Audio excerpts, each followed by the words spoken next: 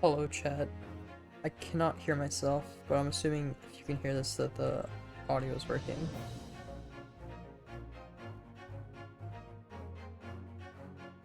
Oh, neat. Anyway, hello. It's been like a month. Oh no, it's been more than a month since I've streamed, Great Ace Attorney. Which means it's been more than a month since I've streamed in general. Um, yeah. I guess that's life, anyway. So we are at the end of... We're at the end of the game, basically. But I don't remember exactly how we got here.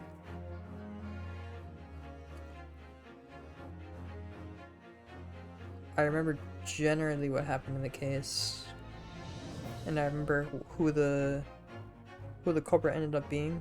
I know who that was. And maybe I remember why they did it. I don't exactly remember why they did it. Why they committed the crime. Or if maybe that wasn't explained in the last part we were in, because we didn't quite finish the case. We got to like the tail end of it and stopped. Right as the guy was confessing, I believe. Or maybe right after it. It might have been getting into his backstory, I don't know. But either way, we're back. We're gonna finish this case, at the very least. Depending on how much time we have after that, we might start the second game. I'm not gonna make any promises, because I don't know how long this will take. But there's a possibility we start the second game after this, right away. But let's just jump right into it while we're here. I don't have... Well, I do have time to spare, but I'd like to get this case wrapped up within like an hour or so, or two, if possible. So let's plan on that, and then if we have time after it, maybe we'll jump into the second game. Who knows?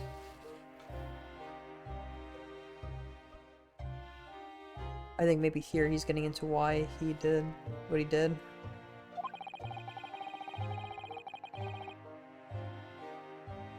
So if I remember right, this guy is the son of the guy from the third case who was murdered.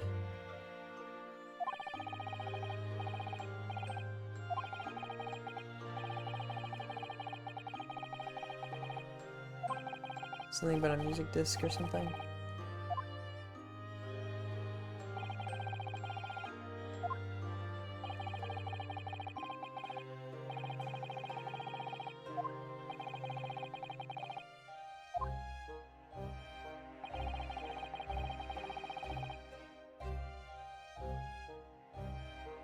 No way, it's gaming time. It is gaming time, but I might need a small refresher on what exactly happens. I know this guy committed the crime. This guy's the son of the guy from the third case, I believe. And something about a music disc, and that's why that was his motive.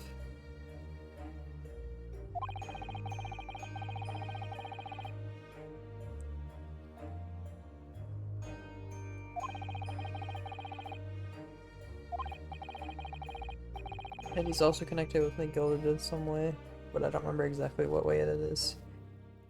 Government secrets for money? Gotcha. Yada yada. Alright, gotcha. So what happened on the omnibus 2 months ago was the second part of a deal? The exchange of the second disc? Yes.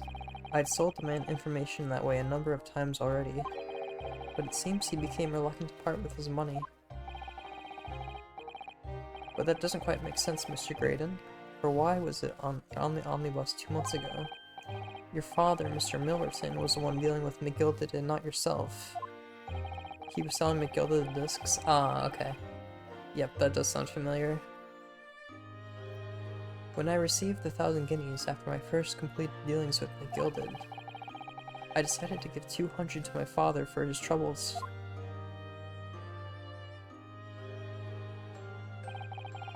But my father realized something was amiss. In time, he worked out that I must be involved in something dubious. And when he did, he said to me, "Next time there's an exchange, you'll let your old man do it, understand? Otherwise, I won't take your money anymore." Oh. So, yeah, his father is in on it. Albeit he didn't plan on it, I suppose.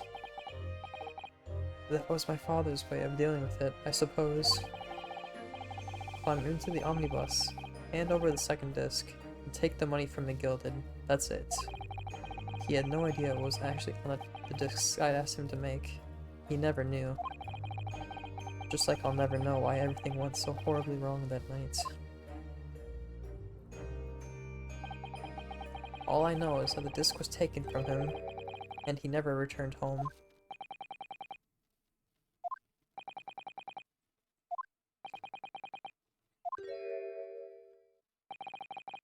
It was only then that I found out what sort of a monster Big Gilded really was. So, after 10 years of not uttering it, I swore on my father's name. To exact revenge.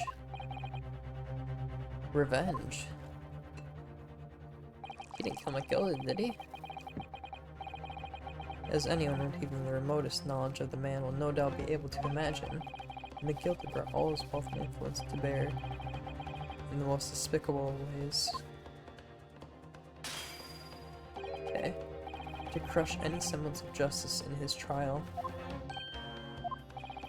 The crime scene was tampered with, evidence was fixed, and witnesses were bribed.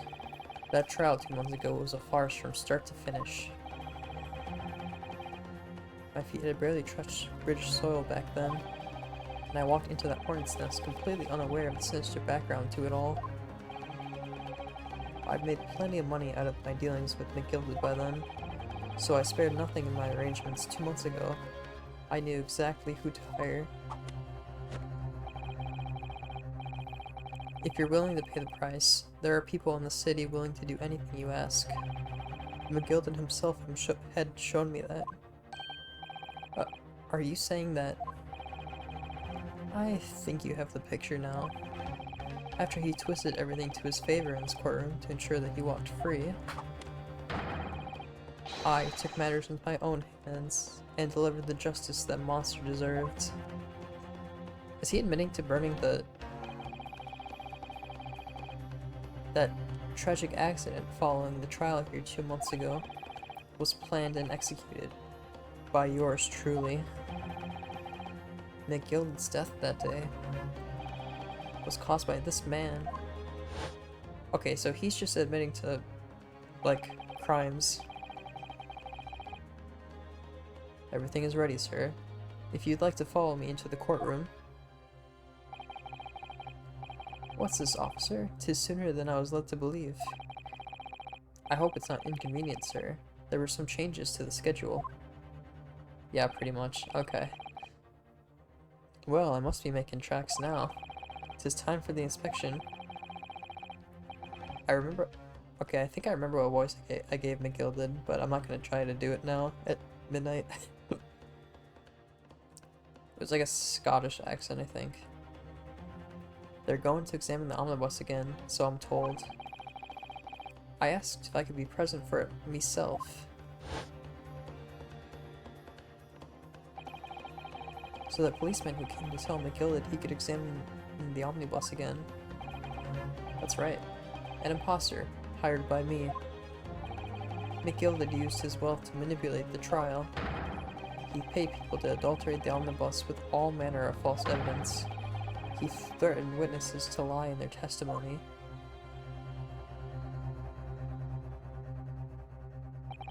So I gave the man a taste of his own medicine. Once the omnibus was doused in paraffin... What is paraffin? One of my sham policemen ushered McGilded inside and sent him on a one-way journey to hell. I assume paraffin's like some kind of like oil or something, maybe? An eye. For an eye. That's how I avenged my father's death. A spine-chilling account indeed. But that wasn't the end of it for me. There was a loose end, you see. A loose end. Yes. I should think it's obvious. The second disc, which my father had taken to exchange with McGilded. Ah, yes. There was indeed no mention of it in this man's trial 2 months ago. Clearly because it had been removed from the scene of the crime.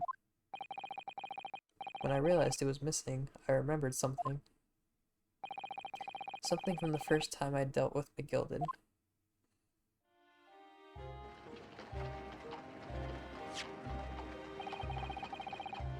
This is the first of 2 discs, and the music box you need to play them. Well, look at that now. What an ingenious little invention. So then, as promised, 10 guineas for ye, young man. What's this? Windibank's pawnbrokery. Aye, 'tis a pawnbroker's ticket, so it is. Ye can use it to redeem an article I've deposited there for ye.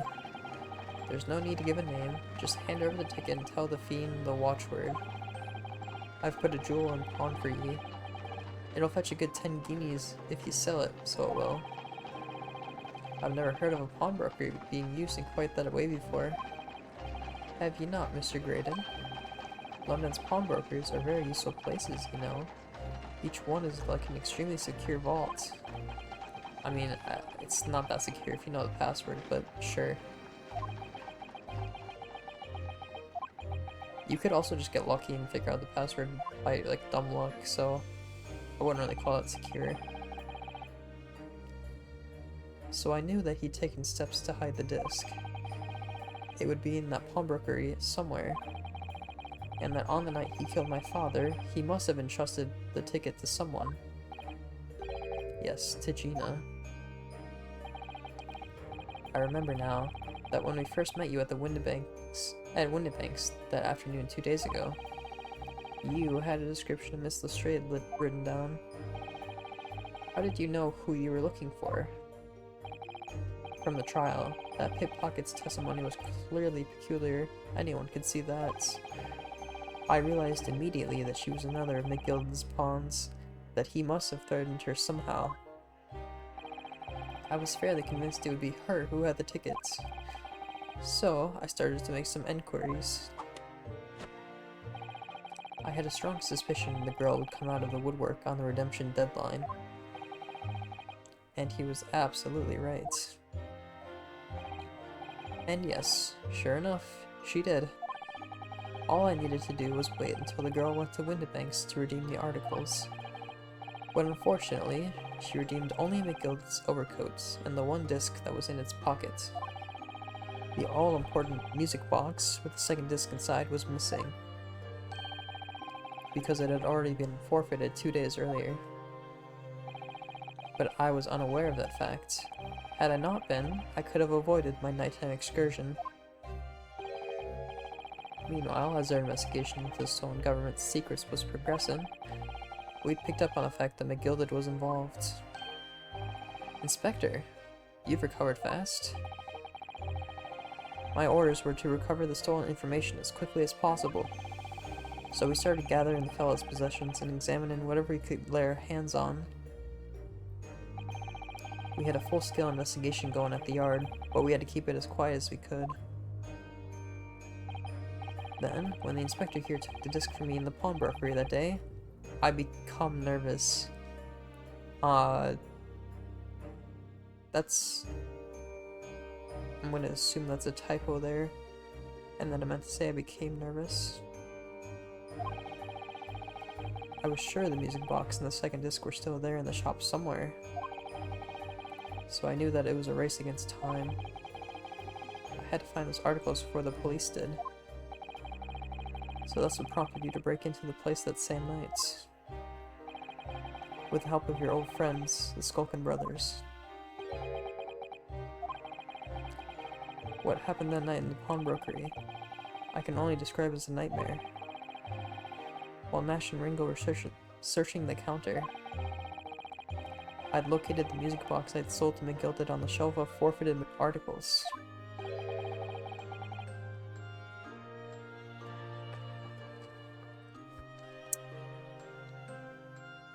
And the second disc was inside? Yes.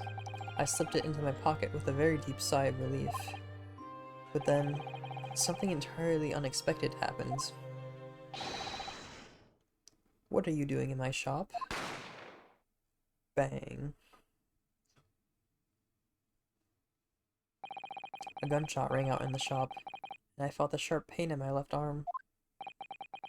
The broker fired his gun, and the bullet pierced your limb. Yes, exactly. But unfortunately, I'd decided to bring my own gun with me that night, just in case.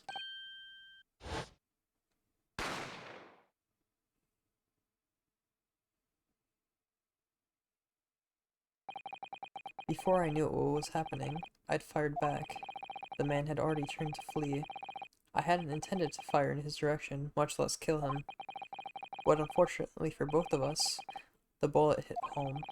It struck him in the middle of his back as he fled through the storeroom door for refuge. A sorry, sorry tale. It all took place in the blink of an eye. I don't imagine Nash and Ringo even realized what had happened at first. I was terrified, so I fled. And that's the whole story. That's everything that happened at Windibanks on that wretched night. Almost makes you feel bad for him? No, it doesn't. This guy's a piece of garbage.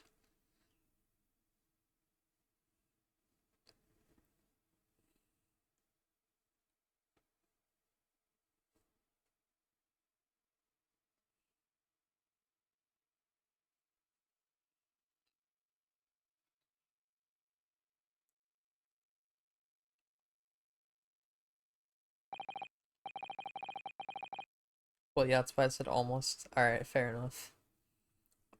Earlier, you called McGilded a monster. A man who used his wealth and influence to distort the facts and escape justice for the crime of murder. What tragic irony. For what you have done is exactly the same. Tell him, Van Zieks.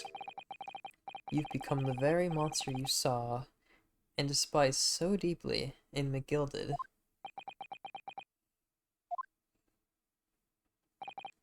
Yes, I think I have.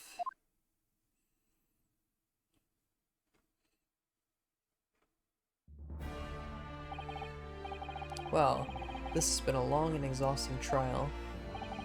However, it would seem that at last we've arrived at the truth. Inspector Gregson, what of Mr. Ashley Graydon? He's been restrained, my lord, and is being escorted to the yard. He'll be charged with the murder of Mr. Windibank and the stealing of government secrets. What about the murder of Mr. McGilded?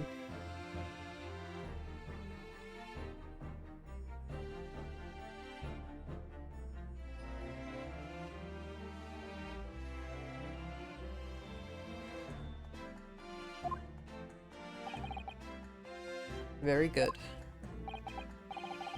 And you, Inspector? Regrettably, you will have to face charges yourself. Yes, my lord, of course. It transpires that you were complicit in helping a criminal escape justice. That fact remains, whether or not you were doing so in the line of duty. The crime is a serious one, Inspector, and inexcusable.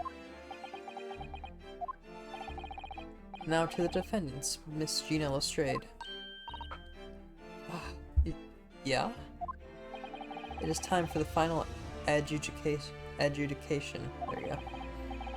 Is the jury ready, Mr. Foreman? Yes, sir.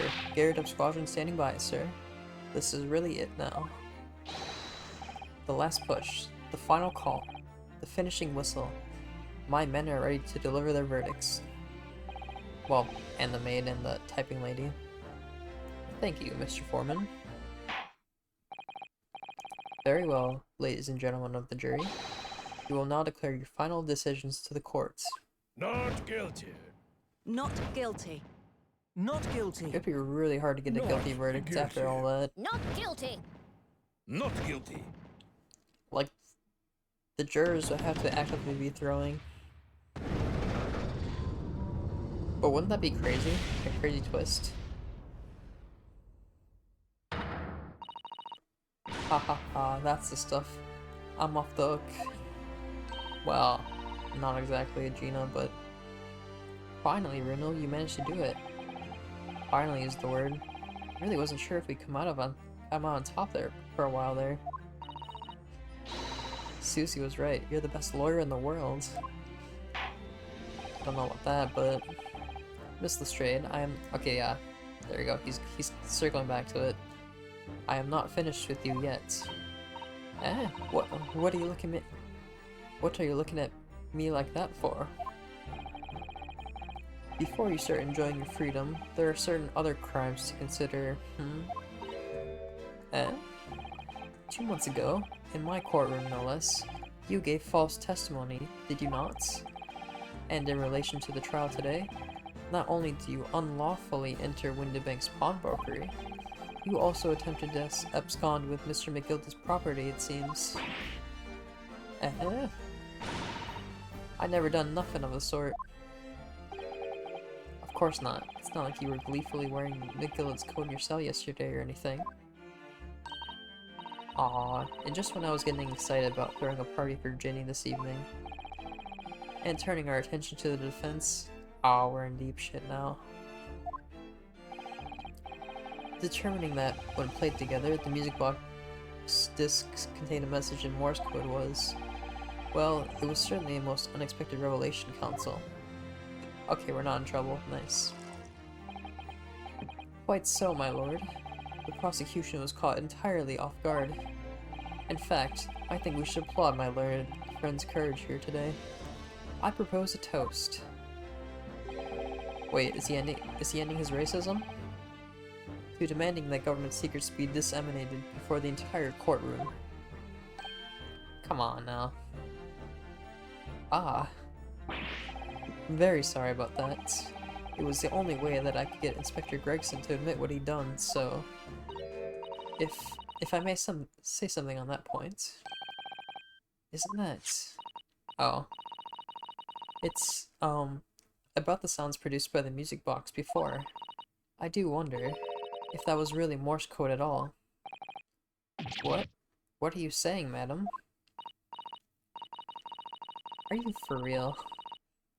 Oh, well, it's just that I'm really rather fanatical when it comes to Morse code, you see. So much so that the whole world seems to be covered in dots and dashes to me. In fact... Goodness, madam. An unhealthy level of obsession, one feels. But I must say that in my opinion, the sounds produced by those two discs were nothing more than that. A meaningless series of two different tones. Why did she bother to say this now? Could she not have brought this up during the trial, maybe? What? Can that really be? It wasn't Morse code after all?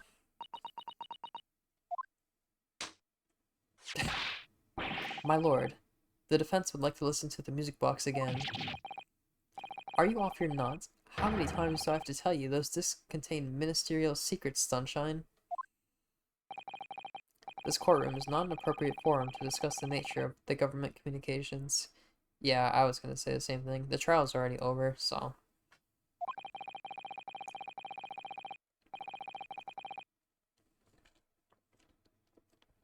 We know McGilda conspired to trade national secrets with our enemies. Secrets acquired from Mr. Graydon. Now that the man has admitted to his crimes, we have no need to pursue the matter further.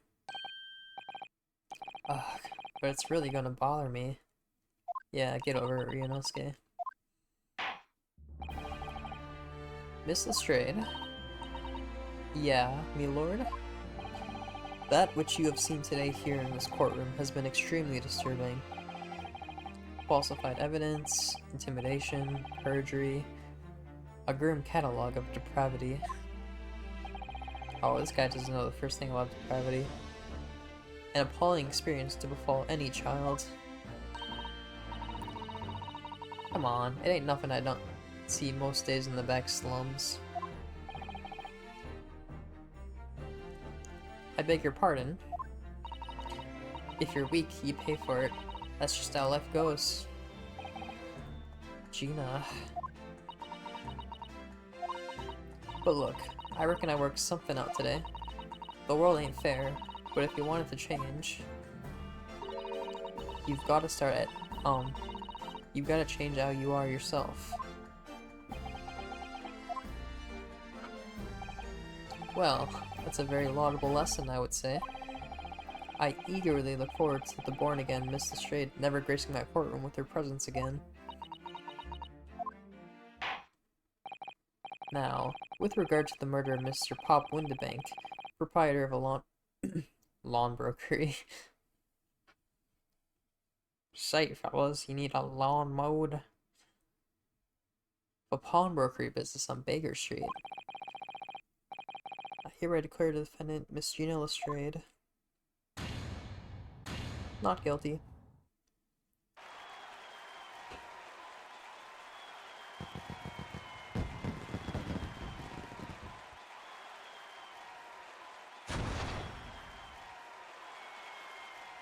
Is that? Okay.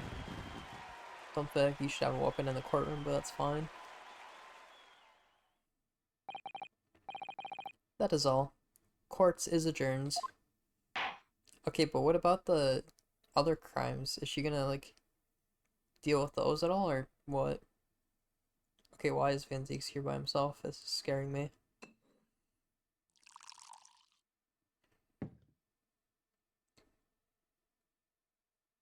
Don't break anything, Van Zieks. The janitor went home for the day.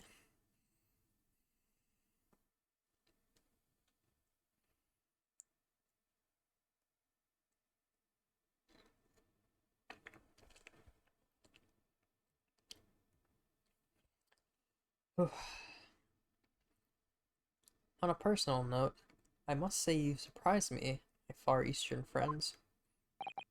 Oh, wait, he's here too. Okay. Oh. Despite being a Nipponese, you saw through the pretense to the malice that festered within that Englishman, and at the same time, saw through the grime to the surprising heart of your English clients. You have a curious talent for judging character, especially considering our very different cultures. I don't think there's anything curious about it. Whether we're from the Empire of Great Britain, or the Empire of Japan, we're all human beings. We're not so very different on the inside. You know, I took this case for one very simple reason. To lock swords with you once again here in the courtroom.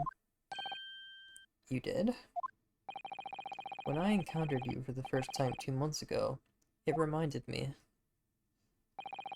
of toasting friendship and trust with another Nipponese, only to find my trust betrayed. Through you, I hope to look into the eyes of the man I once knew, and try to understand. You mentioned something similar earlier today, about total betrayal at the hands of the Japanese. What happened exactly? Well, you may ask, and one day, when the time comes, you will learn the answer, whether you like it or not. Alright, then I'll wait for that day, if I must.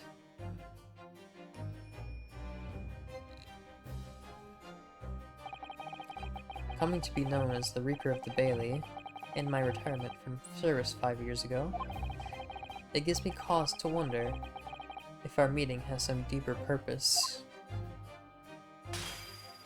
Dude, I just said the janitor's gone home for the day. There's no one to clean that up. So, farewell, my learned Nipponese fellow, until we meet again in the next game. I mean, what? Oh, I just realized the mouse is on screen. Hold on a sec. Van Seeks does not respect the janitor. He really doesn't, man. This janitor's probably sick of his shit by now.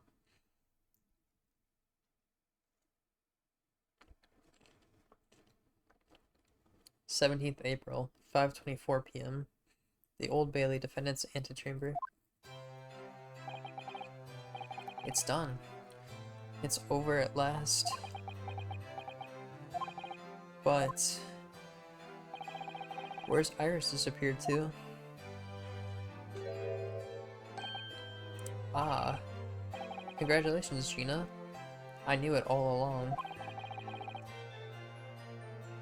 The janitor will eventually stop cleaning the bottles and someone will step on the glass. Dude, they're gonna have another court case if that glass stays there. Someone's gonna fall into the glass and die. Then Van Zieks will be put on trial for it. Exactly.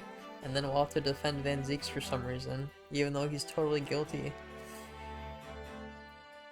I knew that you were innocent. Well, you did what you said, Mr. Nara Odo. You believed in me, right up to the end. You're as odd as your name. What's odd about it? I told you I had faith in you, didn't I? My name's totally normal, Gina. Try getting a longer name. Nothing weird about my name. No one ever has before, see? You have to promise, I mean. Properly. That's awful. I figured something out today. All my life, growing up in the slums, I've never trusted no one. But that's just cause I've been scared of being stabbed in the back. I mean, the more you trust someone, the more it hurts when they let you down. Why did he let the name thing slide? That's what I want to know. He didn't even address the name thing. Yes, I think I can understand that. After all, I had a taste of it in that trial 2 months ago. Where's the Ryunosuke Erm that we all know and love? That's right, we haven't spotted an Erm yet. Maybe in the next game. I chose to trust someone and paid for it. That betrayal left a big scar. You know though, Gina, I worked something out quite recently too. Trusting in someone else is really an exercise in learning to trust yourself. And when your gut tells you it's the right thing to do, and your trust is rewarded, there's no better feeling in the world. I think you have to think... Wait. Okay. I think I have you to thank for reminding me of that valuable lesson. Oh, well, if you say so. Don't make a fat lot of sense to me, though. I'm trying to say that putting my faith in you, Gina, has been a real pleasure. For crying out loud, pack it in. But I suppose I sort of feel the same way. Objection, Your Honor. Was not in the dialogue. Overruled. I added the I just fucked up the line.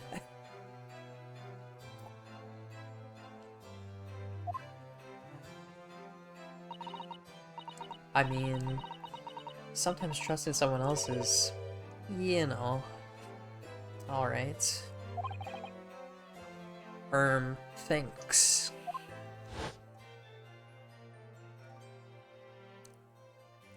This is the way I see it, Ryunosuke. A defense lawyer is only as good as his faith in his client. And that comes down to how much faith he has in himself.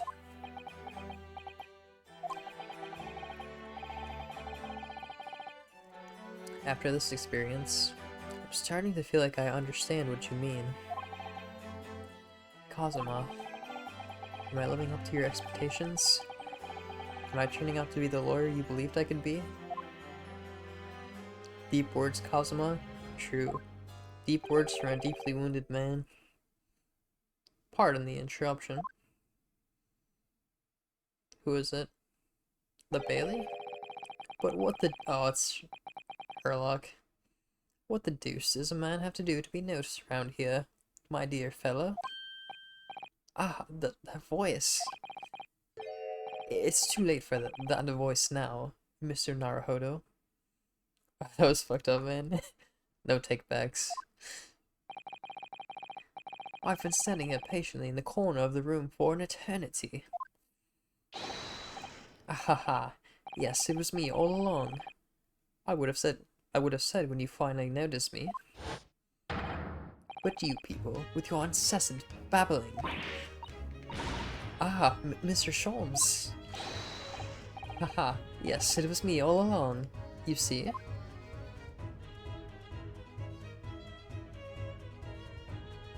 When did he have time to change? I'd assumed he'd been taken back to the hospital, to be honest. Indeed I was, but I managed to escape again. Oh. I happen to be aware of one or two foibles of the doctor who's tending to me. I merely made my knowledge of them known to the man, and he happily trusted me. Oh. I don't know why I read that. And he happily issued me with a leave of absence. How very above board. But enough of my adventures. That was a fine victory, Mr. Naruhodo. Your tireless efforts justly rewarded, I feel. Congratulations are in order. As a close friend, I tip my hat at you. He's the worst patient. Can you imagine this guy just being like, can I go now? Can I go? Can I leave? That would suck. Oh, thank you. Some great detective you are. Great at being cold as ice, maybe. Have I irked you in some way, Miss Lestrade? While you've been having a snooze in your nice soft bed, some of us have been fighting for our lives. Ah, well, that bullet did cause me to lose a substantial amount of blood, it's true. So I've indeed been feeling somewhat cold. Not perhaps as cold as ice, but, well, have a feel. Could you take your hands off my neck, please, Mr. Sholmes? Dude literally sneaks out after almost being shot. His doctors are probably terrified of being sued. Yeah, that can't be like... They have to be responsible for something if something happens, right? Surely.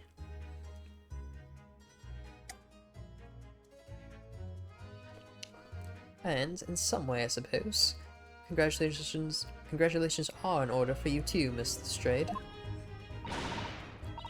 What's that supposed to mean? Why so half-hearted? Well, naturally it isn't my intention to alarm you, but... an acquittal in a trial with that particular prosecutor is perhaps a little precarious. Well done, Mr. Sholmes. Not alarming in the slightest. Oh, the Reaper, you mean? Because anyone who's found not guilty in a trial he was working on winds up dead anyway. Is that it? The very point I was trying to make. That literally did not happen last case, so... yeah. As exemplified by the fate of Mr. McGill did, in fact. Ah, but of course, I pay no attention to such irrational drivel myself. So why did he say it? Yeah, well, it don't bother me. Hey, really? Of course not. The way I see it, the Reaper's a bit like him upstairs. Him upstairs? You mean, like, God? Yeah, him upstairs knows what's what, right? He knows what people are like on the inside. He won't have the wrong end of the stick. There are some coves like that bog trotter what are rotten to the core. At the end of the day, him upstairs makes sure they get what they deserve. I suppose that's one way of looking at it. Divine justice is one thing, though. The Reaper taking matters into his own hands and claiming lives is another. Well, I ain't like the McGildas of the world, so I ain't scared. I got principles, see? That literally only happened in one case. And in the case that it happened in, the guy just admitted what happened and who did it. A trait in you which is to be admired, Miss Lestrade. Oi, just give me a rest, alright? As I was saying, congratulations are in order. The news of your acquittal was very welcome news to me indeed. Let me express my heartfelt congratulations, Gina. Well, spotted. There you are. Hurley, how long have you been there? It's Iris, right? Yep. Honestly, I went to the main entrance especially to meet you there. Ah, Iris, my dear. I do apologize. But wait until I tell you what really happened. This pair made utter fools of themselves. What happens? As you know, I have a penchant for disguise. I was hiding in this room dressed as a bailiff. Well, these dolts didn't notice my presence at all. Ahahaha, they had no idea. Can you imagine, Iris? Would you credit it? I'm not sure, really. I beg your pardon? I'm sorry, Hurley, but you just don't have the weighty presence you seem to think you have. In fact, you really ought to be careful about that. It's going to land you in trouble one day. Ought to be careful. Ouch. Anyway, it's such a shame. I was so hoping to throw a party for Ginny tonight, but you won't be able to come, will you? Don't look like I'm going to be going nowhere for a while. You were the judge's petter. I got stuff to make amends for, apparently. All them offenses. What was it again? Breaking and entering? Taking the ball treasure stuff what was in lug? Blah blah blah. Those two are so funny. They're pretty good. Not my favorite, but they're pretty good. I think I like Susato and Ryunosuke a little more, personally. Yes, I think you'll find that basically, being a pickpocket is the main offense. But diving ain't an offense. It's a job, innit? I don't think so.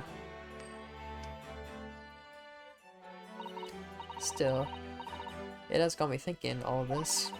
Maybe I should start looking for another line of work. I mean, you didn't start off as a lawyer, did you, Odo? Yeah, totally fair. Yes, sir. Well, no. But I was never a pickpocket. Well, anyway, I reckon I can make a change. I'm gonna do something for all them lot like me from the slums. Something that makes a difference for them. Oh, okay, I like where this is going. That's a wonderful idea, Ginny, and I'm sure you can do it.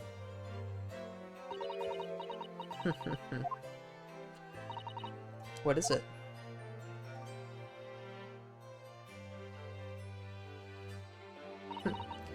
Nothing. Miss Gina Lestrade. The prison carriage has arrived, ma'am. Come with me to the rear gate at once. Bye. Right. Well, looks like I'm off then. Yes. Goodbye, Gina, and good luck.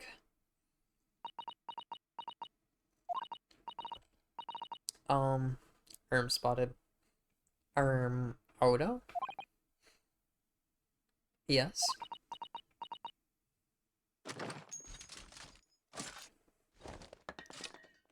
You're gonna have to die. What was that for? I don't know. I mean, I don't know what to say, so... Ermix too. Ah, indeed. Perhaps the situation calls for a phrase hitherto missing from your vocabulary, Miss Lestrade. Huh? On occasions such as this, I would recommend a simple thank you. Oh. Oh yes, it's good advice, Ginny.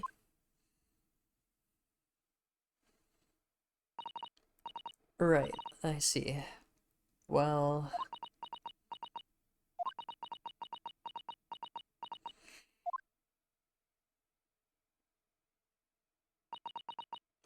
Thank... Thanks, Odo.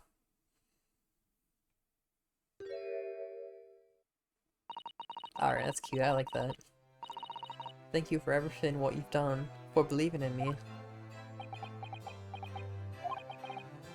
Not at all. In fact, that should be my line. Thank you, Gina.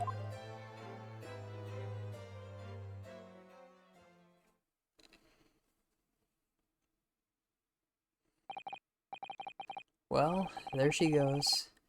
I wonder if I'll ever see her again. Well, well, quite the indomitable pick purse. Oh, I nearly forgot. I bought a paper outside. It's a special edition, and this trial is all over the front page. Pickpocket's innocence proven. Isn't it wonderful? You should have shown it to Gina, Iris. She would have been thrilled.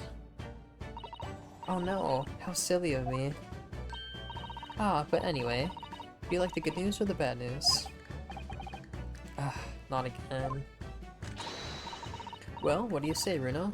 Hurley? As usual, I think I'd rather get the bad news out of the way first. Absolutely not. I have no intention of listening to anything but good news. And there you have it. How people answer that question says a lot about them, doesn't it? Excuse me. Well, let's not go there. Alright then. Maybe I'll start with the good news this time. The rain has finally stopped. It was a record level of rainfall, apparently. Well, that is good news indeed. We can journey back in greater comfort. Alright then, what's the bad news? The huge storm has left the seas very choppy. The channel in particular is awful, so sailings out of Dover have been delayed by a day or more. Wait, Dover? That's right, if we head to the station immediately, we may still make it in time to wave Susie off. Wait, why is that bad news? But, there won't be a train, surely. We couldn't be that lucky. Who do you think I am, Mr. Naruhodo? Mr. Sholmes? I rushed to Victoria Station earlier and made arrangements for a special express. If we hurry now, we shall be there in time for dinner. And I know of a fine restaurant that serves the most delicious baked sole. I don't... The great detective does it again. Indeed he does. I happen to be aware of a number of the rail transport director's foibles. What? I merely made my knowledge of them known to the man, and he happily laid on the locomotive. Elementary. Okay. Just an idea, but it might be wise to stop manipulating people that way. What are we waiting for then? To London, Victoria. Voice is dying already.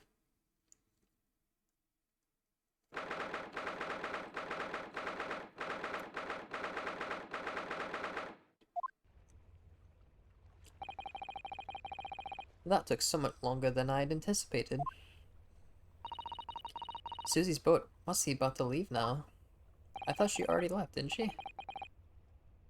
Miss Usato, where are you? There she is. Chat, we found her. The only person out at night. Over there, look. Looks like she's reading something. Did she not already leave, like, this morning? Hold it! She better throw the book out. Miss Usato, wait, what are you doing? Here she comes. Mr. Naruhodo, what are you doing here? We came as soon as we could after the trial. I mean, we heard that sailings were being delayed due to the bad weather, you see.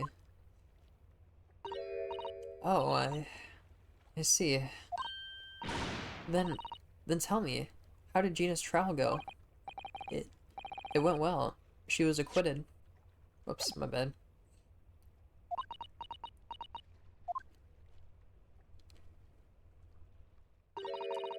That's wonderful. Really wonderful news.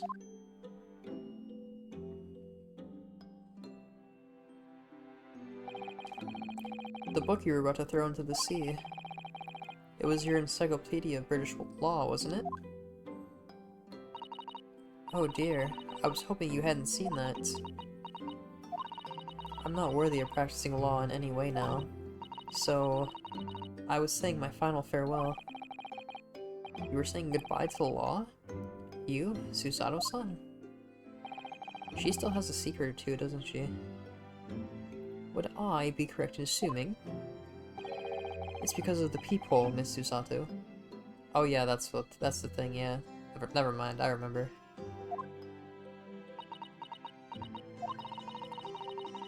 Susato is not kind to sea life. She was trying to kill a fish to cook, chat.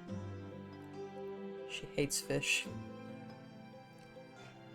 I deliberately altered the scene of a crime, and then I tried to hide the fact.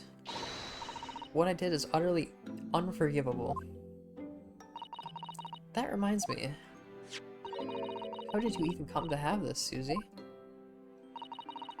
On the evening of the incident, Mr. Sholmes had invited Gina to dinner, if you remember. Oh yes, we had a wonderful time. Well, Gina gave us a little introductory lesson, didn't she? To the art of pickpocketing, I mean. Oh, that was so much fun. I stole Runa's armband. Yes, please don't do that again, Iris. That band's very important to me. Well, if it's so important, you should pay more attention to it. You didn't notice for ages. On a whim, I thought it would be fun to see if I could take the cat Flap-O-Mat. So, I put it up my sleeve. Really? And then I rather forgot about it. Until I found myself in Mr. Windibank's shop with it later that night. I see. And then...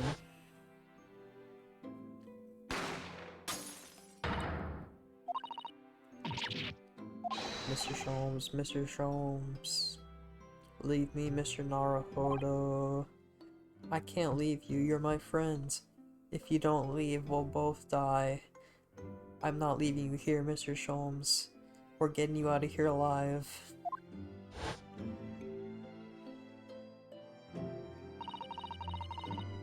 After Mr. Naruhodo had left the shop, I started to think. That door started to play on my mind. The storeroom door, you mean? Yes. If Gina was anywhere in the shop, I realized it could only be behind that door. And at that moment, the little device that I had on my sleeve sprang to mind. I was so worried about Gina, I simply had to know. So, you used the cat Flap-O-Mat to make the peephole in the door. Let's get you to bed, old man, before we're rambling. No, it's just alternate universe Phoenix Wright. As captured in a photographic print of the shop by one of Hurley's red-handed recorders. Oh, that was a statement I didn't realize. Indeed, it was of the first importance. That point? Precisely where the peephole was made. Precisely when the peephole was made. That information would prove to be Mr. Naruhodo's greatest weapon. Though naturally, without proof, it would have amounted to nothing. But when I looked through the door in the hole in the door, oh my good lord. When I looked through the hole in the hole, I noticed a hole. The sight that met my eyes made my blood run cold.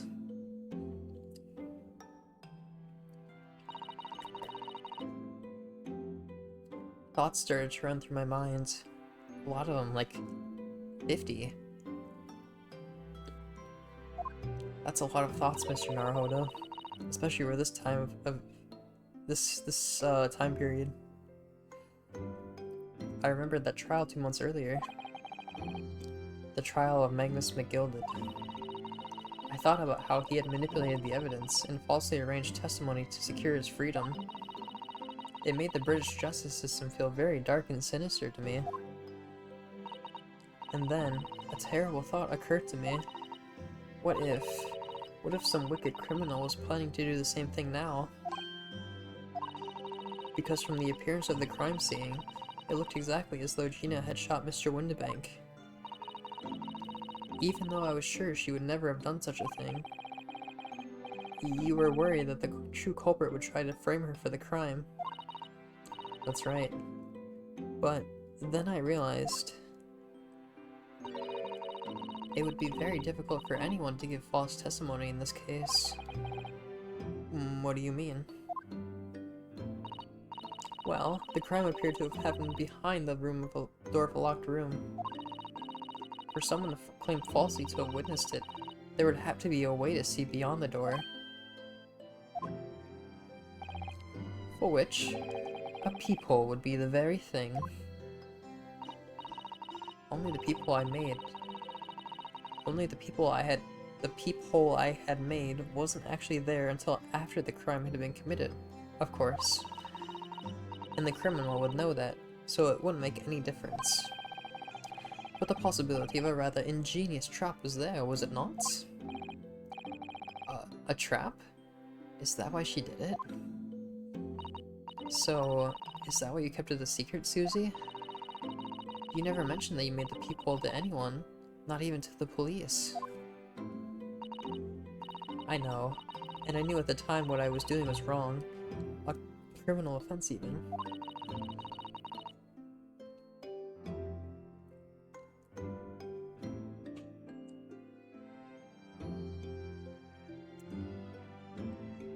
That's why I decided to confide in Mr. Sholmes. If Mr. Naruhodo was completely backed into a corner, with no other possible means of escape, the truth about the people could save him. That was my plan. She really does think of everything. But then, why didn't you just tell me everything before the trial began? My dear fellow, you're not thinking straight. If she had done that, it would have rendered you complicit in the whole escapade. Ah. You could have been disbarred if you had been seen to have knowingly tampered with a crime scene. So, Miss Susato decided to shoulder the burden of responsibility alone. For your sake, and Miss Lestrade's. Miss Susato. The truth is, when it happened, I did it because I had lost a little of my faith in the law. Oh. I was worried that the right person wouldn't be convicted of the crime. But the moment I allowed myself to think that is the moment I lost my right to call myself a judicial assistant. What you did isn't comparable to what he did. Graydon is the one who lied in the witness stand, using that peephole as a way to implicate Gina. And besides, if the peephole inconsistency hadn't existed, I'm not at all sure that she would have been acquitted in the end. Miss Susato, what you did saved Gina's life.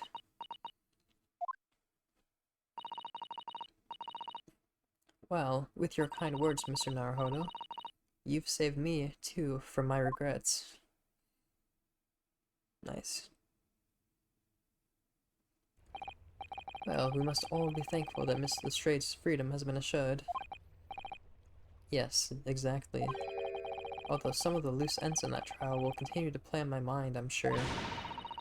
But the revelation that the music box disc contains secret messages, Mr. Naruhodo. What about it? Oh, okay. What a triumph to work that out. I'm full of admiration. Well, actually, that argument wasn't quite as compelling as I thought it was. Oh, it wasn't? There was a communications officer among the jury members, you see, a telegraph operator.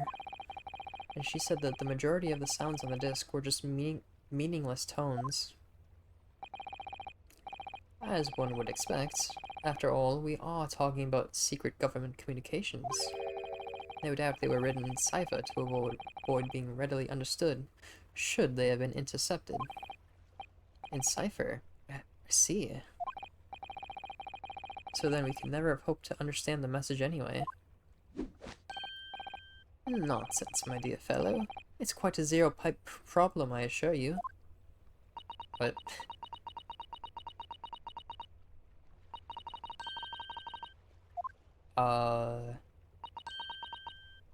So... yeah? What? Well, that can't be a real word, can it? How funny. Wait, Iris, what did you just say? Oh, I just said Asogi. Does that word mean something to you? Means something? Asogi was the name of my best friend. What? But how? How do you know that name, Iris? I wrote it down during the trial before, when the message was playing on the music box.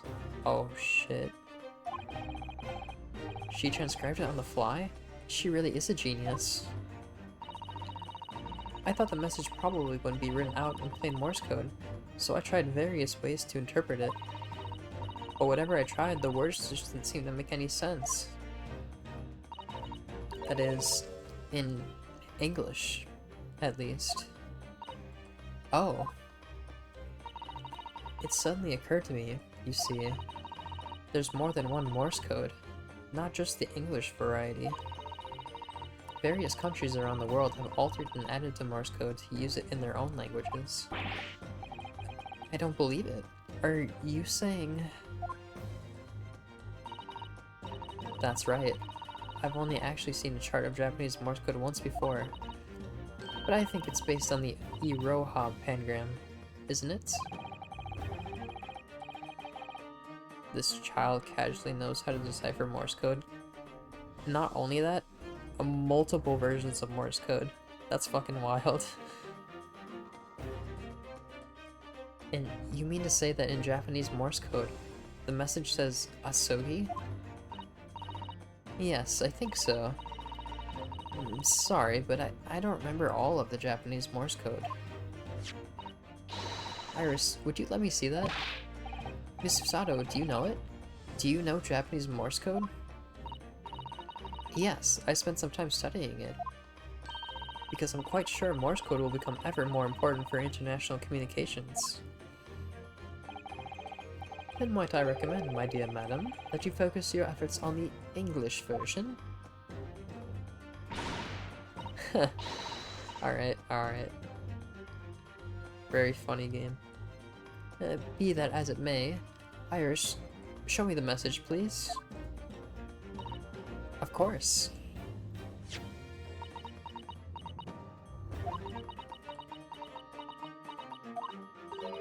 But what can this possibly mean? Whatever's in that long sequence of supposedly meaningless dots and dashes, it's made the color drain from Susato-san's face. There's no doubt that this message is written in Japanese Morse code.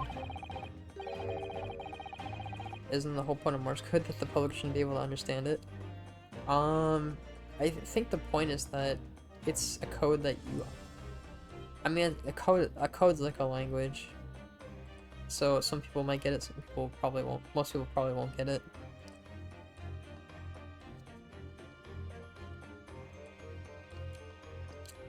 A lot of people don't.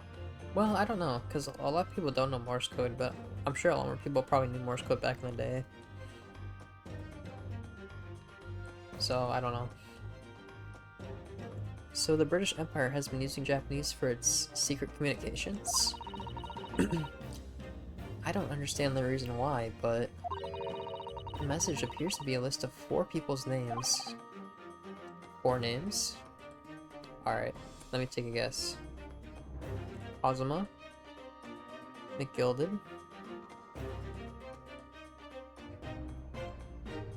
what was the guy in the first case?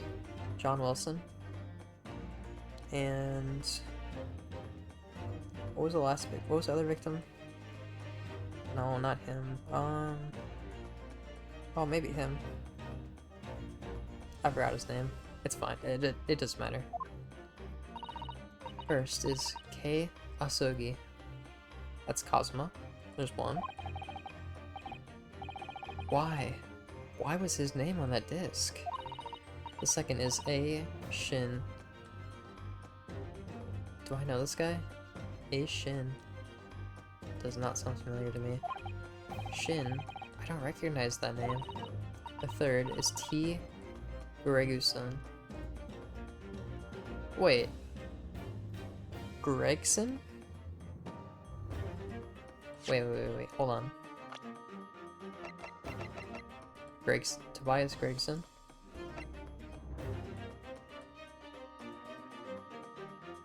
A Shin.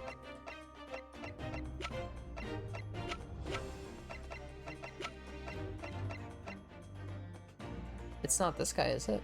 I can't imagine. Gregson's this guy though, for sure. Or Greguson, excuse me.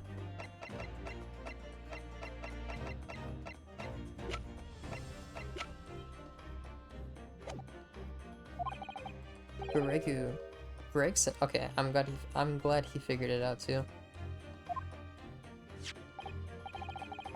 Ah, it would seem Tobias Gregson is the third man on the list. And what's his name doing in secret government communication as well? Is that why he didn't want his name, or is that why he didn't want the thing to play? And the last name, is it the prosecutor? What's the matter, Miss Susato? It's just so strange. So unexpected. Oh, what is it, Susie? Don't keep us in suspense.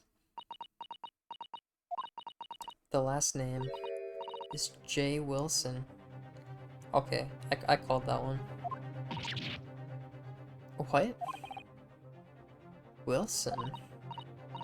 John H. Wilson? You mean Daddy? It says only J. Wilson, so I'm afraid I can't be sure. I think that's a fair assumption to make. Then after the four names it reads, if I translate from Japanese, that is all four. And that's the end of the message. Or rather, the end of what you noted down, Iris. I just can't believe it. Who would ever have thought that those discs contain Japanese Morse code? Not to mention a strange list of some disturbingly familiar names. It would appear that this particular message is a communication of some kind between Great Britain and the Empire of Japan. So, it could be in Japan then, where Susie and Runo come from. About that. Oh, well... no. It's not very likely, really, is it? I mean, there are thousands of people with the surname Wilson, and there must be lots of J's among them. Professor John H. Wilson, visiting professor of medicine at the Imperial Yume University. But we can't tell Iris about that now. We just can't. We could, it would just... I don't know. Probably not the best idea at the moment. This is so strange.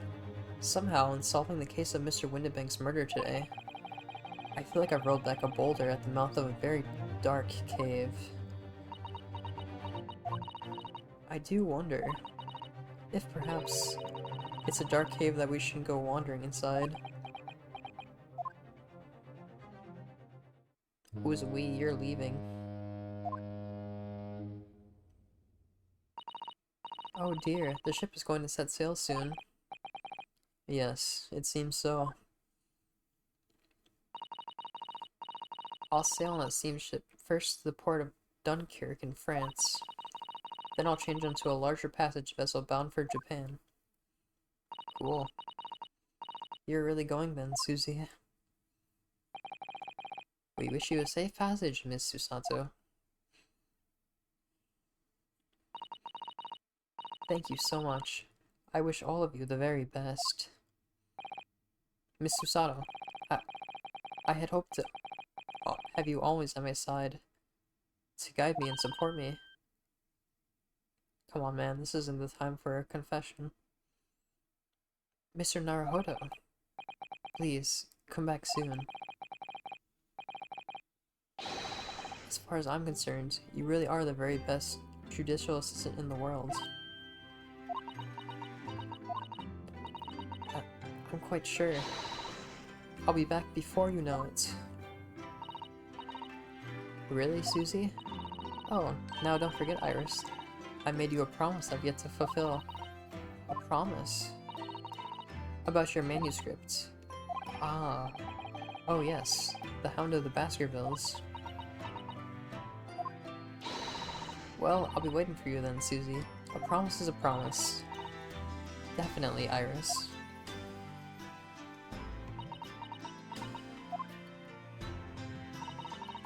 Mr. Naruhodo? Yes? Do you remember the first time we met? Yes, of course. On the SS Bureau, when I was dragged out from that wardrobe still half asleep. If I remember rightly, you threw me halfway across the cabin with the Susato takedown. You very well know what I'm talking about after that. It's strange, but being thrown together as we were in that case, I somehow felt straight away that you were the perfect person to continue Kazuma-sama's great legacy. Miss Susato. And my instincts were right. I really want to believe. No, I'm sure that... I'll be back soon. Farewell until then.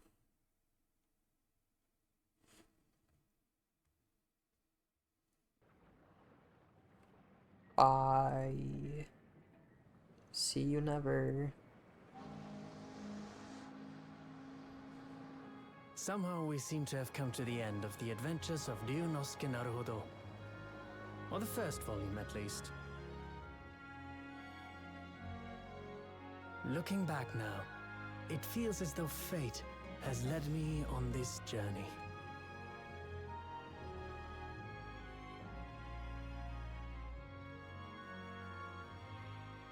Fate led me to becoming a lawyer, to traveling halfway around the world, to meeting the great detective.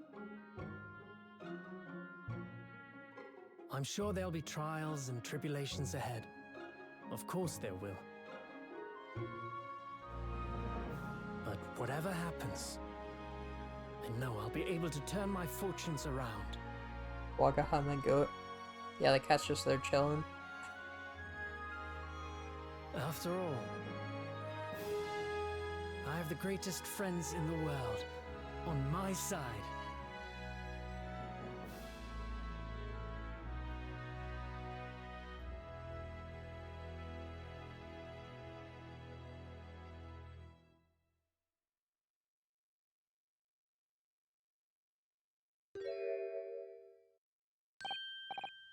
Ah, yes, Mr. Naruhodo. Yes, Mr. Sholmes? I have some rather, awkward news. The railway company has decided to sue over the special express train, apparently. Huh? It caused such a commotion on the line. All the other trains had to wait at stations. Oh no. But really, we would never have made it to Dover in time otherwise. Anyway, I explained everything, and how it was all your fault. Huh? Huh? I believe a formal complaint should be delivered to your office tomorrow. But not to worry, my dear fellow. According to Miss Susato, you love defending yourself in court. Huh? It's alright. I'm perfectly happy to testify. He really didn't look like the sort of man who would do something so outrageous. See?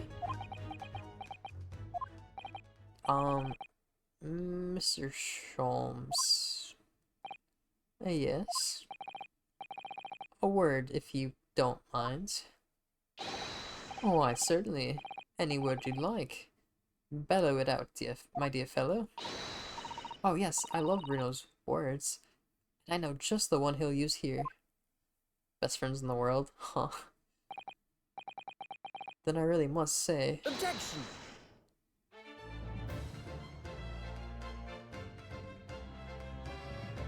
That was a pretty funny ending, I'll say. Starring Ryunosuke Naruhodo himself.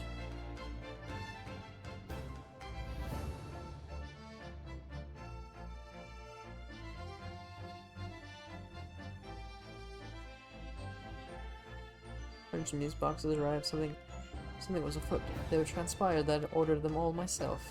So I advertised them for sale with, used by Mr. Sholmes to solve an important case. The money I've earned, consulting detective work, pays a pittance by comparison.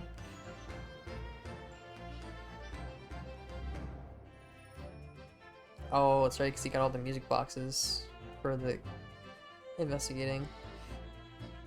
I haven't slept a wink. This manuscript is due tomorrow now. When I'm this busy, I really use cooks me breakfast. Well, cooks is an overstatement. For some dry toast and insipid coffee. I do miss Susie and her lovely Japanese breakfasts.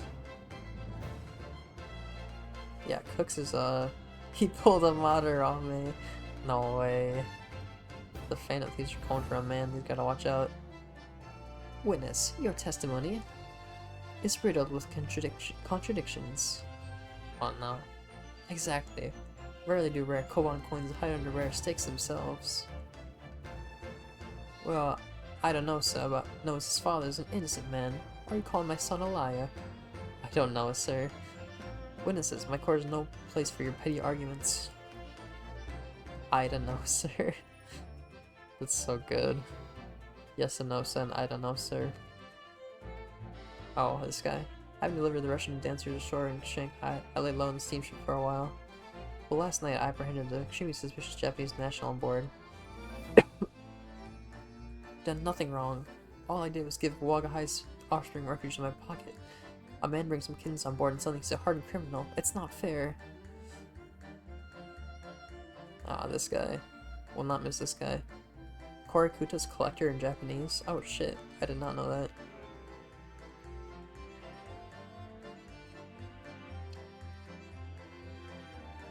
Will be the gold standard for policing in the new age.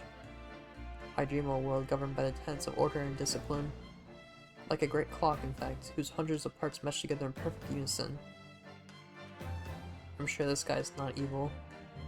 Now, if you'll excuse me, I have but 2 minutes and 37 seconds until my next appointment. This guy's definitely not evil. Nope. Did you say you won't miss him? Who? Haha, do I have news for you? The latest Rants magazine's out in a minute. Whatever I say that one line she wrote now, I can stand an ovation. Want to hear it? Not bad, I suppose, for an amateur.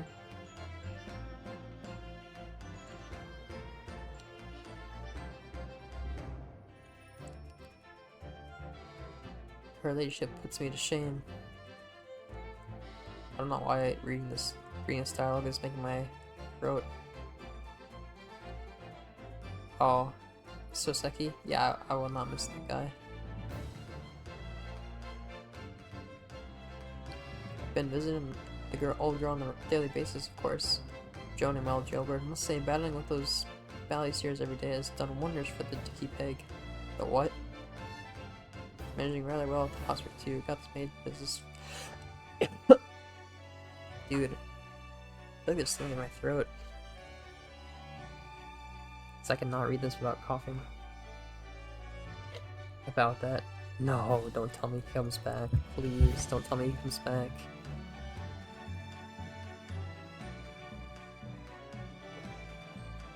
Apparently he's back in the beat again. There's something I enjoy more these days than hunting out a small change in the gutter.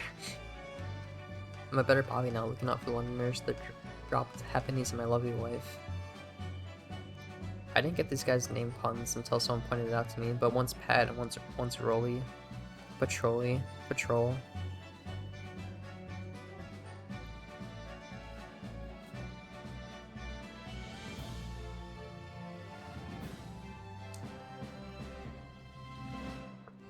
case 2? Fuck, man.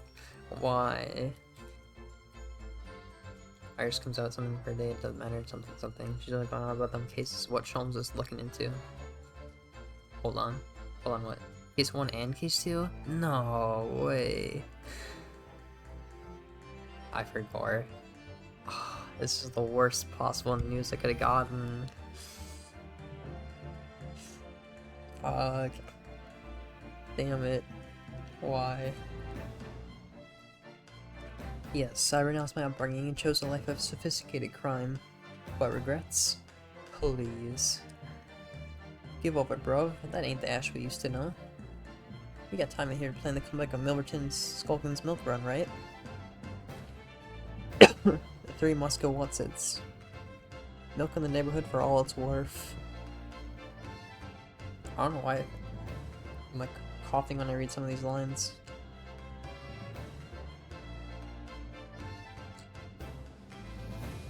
I'm not even doing voices for anyone except for Sholmes. It'll be worth it for the rest of the game. Whatever you say. The ghost of Susato. This past 6 months has been a time I shall remember forevermore. Painful goodbyes and wonderful encounters. I've come to realize that's what life is all about. Naruhodo, I promise. Your assistant will return to you one day. But for now, I leave you with many memories and a heartfelt wish that life will treat you well.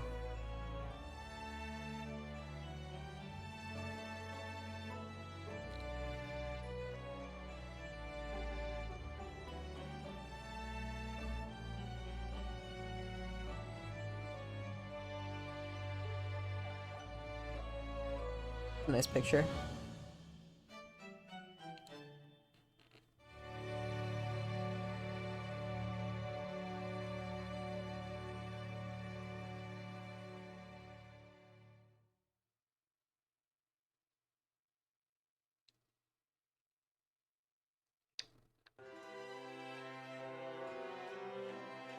What is this?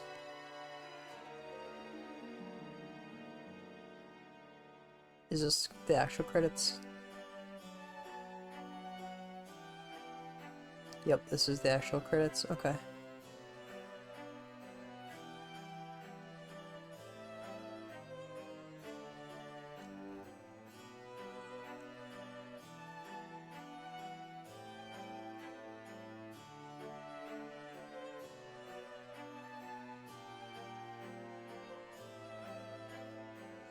More credits, yes.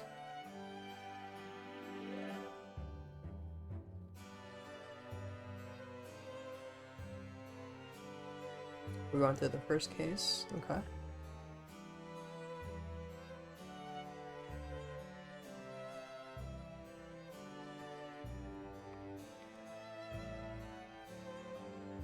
I hope this lady faces justice, man. This lady not getting tried was a crime.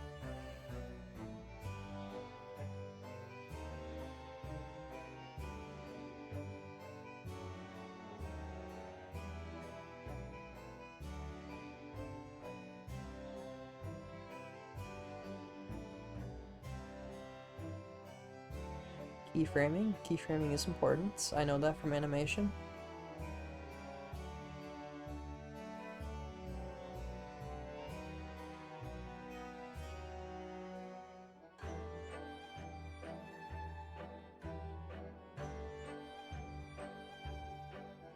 You may or may not like case 1 then. Oh boy. That's the girl that pretended to be a Russian guy. That's Susato. Oh, he left Cosmo behind. Because Cosmo died. JC staff to the animation? That's crazy. I assume they only did the 2D cutscenes, but still, that's insane.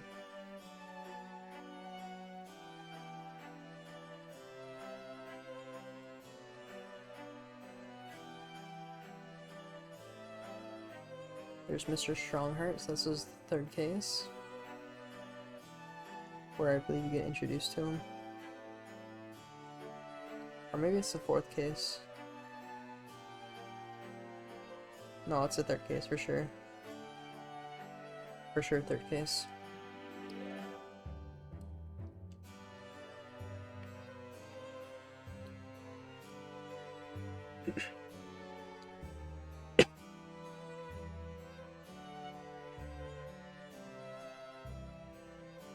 I don't know what I ate today that... I don't think it's anything in my, like, throat. There's Sholmes.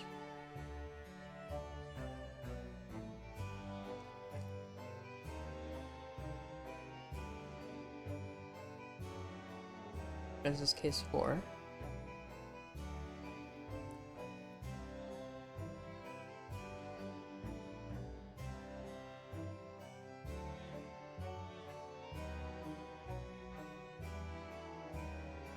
Segura devs. Soseki. So suck, more like so sucky, am I right? Haha.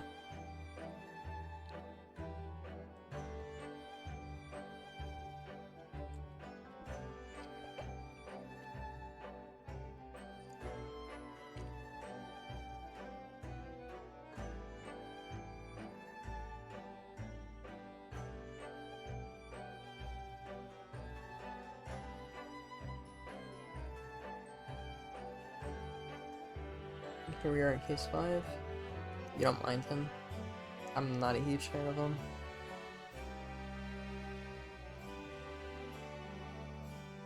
He's just... I don't even know how I could describe him.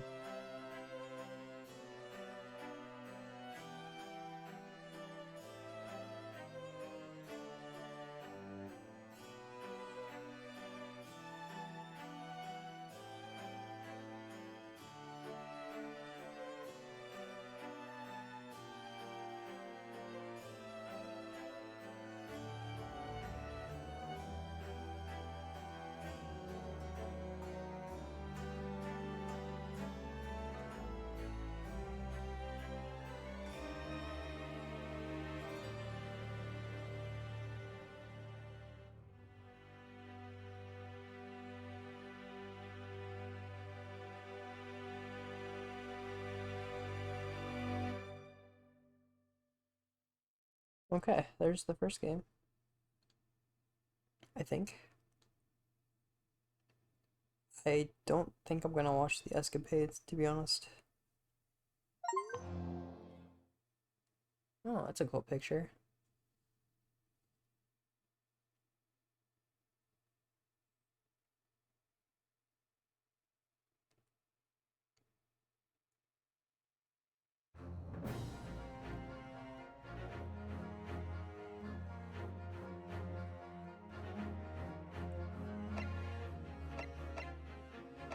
Okay, chat.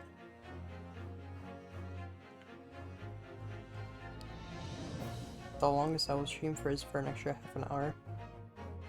Should we start the second game right now? Or should we wait? Is it in here? 2, 3, 4, 5. Actually, where is the second game?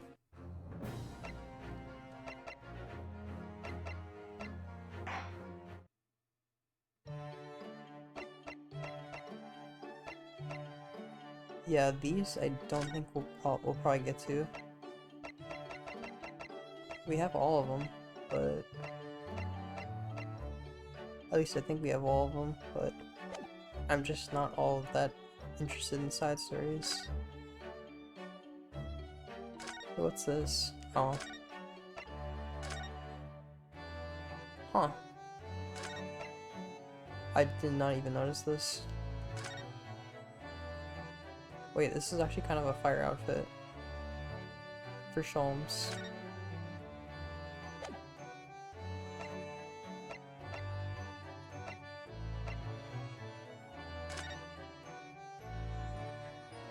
I actually don't know what those are. It's like extra little side stories in the game.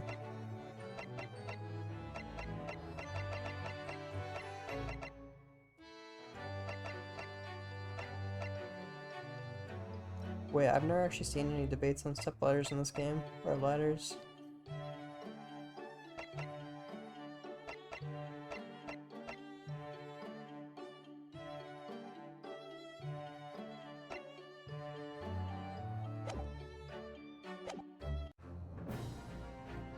You never saw any of this? Wait, really?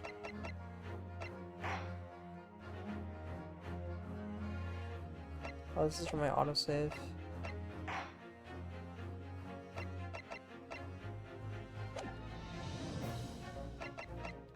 Where do I go? Am I dumb?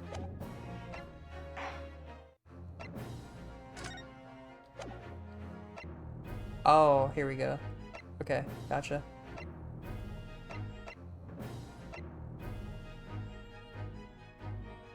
Okay, chat. For half an hour, do we start the second game? Select adventure. I think either of these are fine, but... Do we start a new game? Now? Or should we wait for next stream?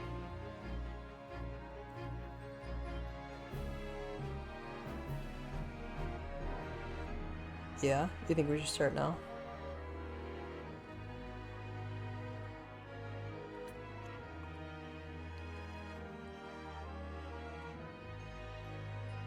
Up to you. Wait, that's not very helpful. What do you want? I've got half an hour.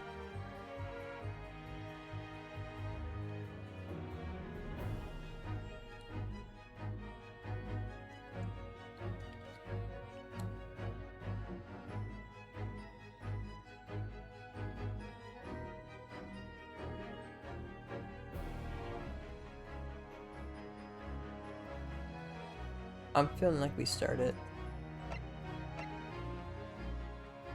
What do you mean I'm chill either way? Alright, we're starting it. I do want to see what's going on in the first case. Even if it's not for very long.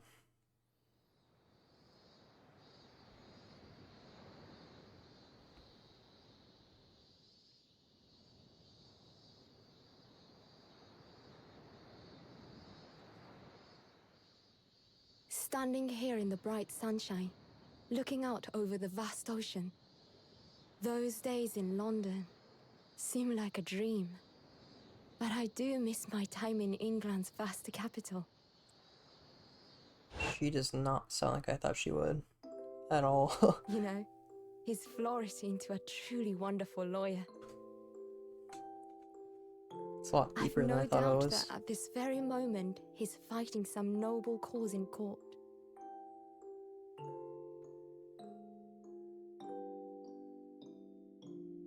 Forgive me for taking so long to come to visit you.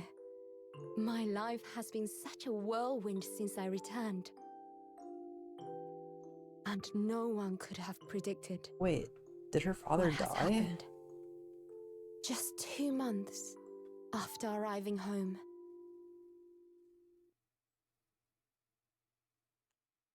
Her father died?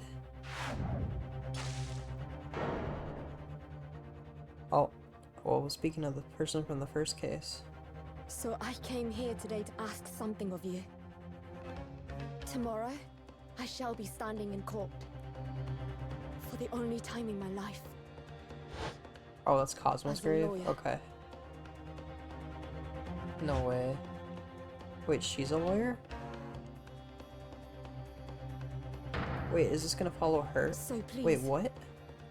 I ask for your guidance. Kazuma-sama. Oh yeah, there we go. She said that very fast.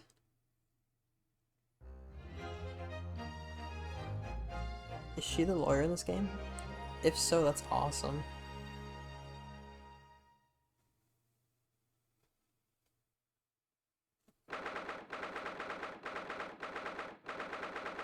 Or if she's the prosecutor, that's also cool.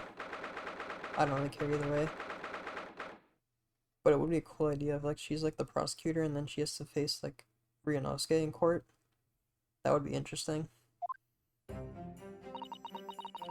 I doubt that's it though. She speedran that shit for real. 9 months? I mean, Ryunosuke did too. I guess you can be a lawyer if you're quick enough, but...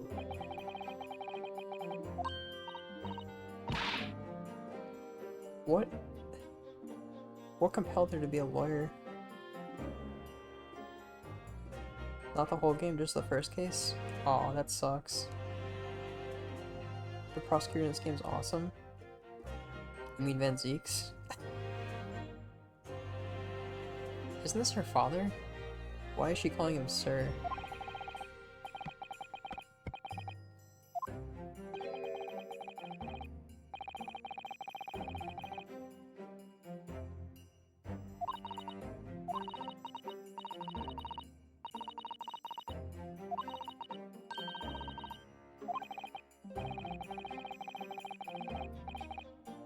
Yeah, he is.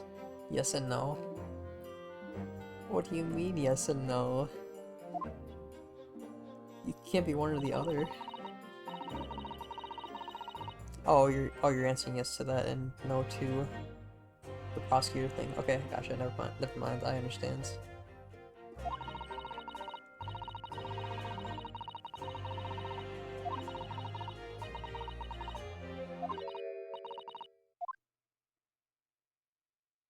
Who is this?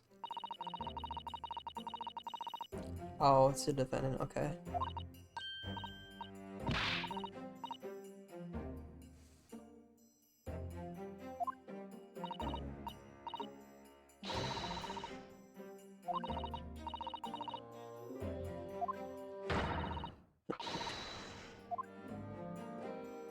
Alright, who is this whack job?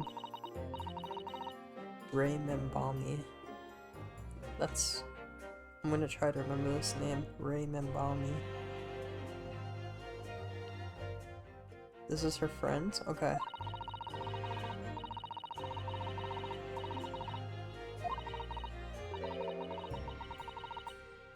I'm guessing they're probably the same age. So like 16 or 17 roughly. Can you be a lawyer if you're underage? Is that a thing in this game? Remember me? Oh, remember me. I get it now, okay. That's clever. I like that.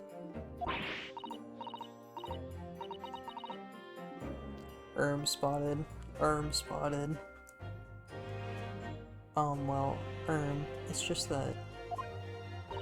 Oh, I realized I wasn't reading dialogue. You look so gallant and dashing. Sorry? When I fall under your intense gaze, it... well, it makes you feel rather bashful. What is she talking about, bro? Goodness, I don't think she knows. She hasn't realized who I am. Wah ha ha ha ha.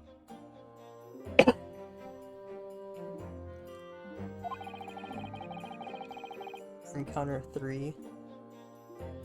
Or encounter Catface. It would seem our little plan for this trial is going to work. Oh, and what do you mean, Professor Mikotoba? If even your best friend can't see through the disguise, I think we can relax. What's her disguise? Yes, I've never tried dressing this way before, of course, so I wasn't sure how convincing it would be. But this does make you feel a little relieved, as you say, Father. Father? Is she wearing like a guy's outfit or something? What? Is that you, Susato?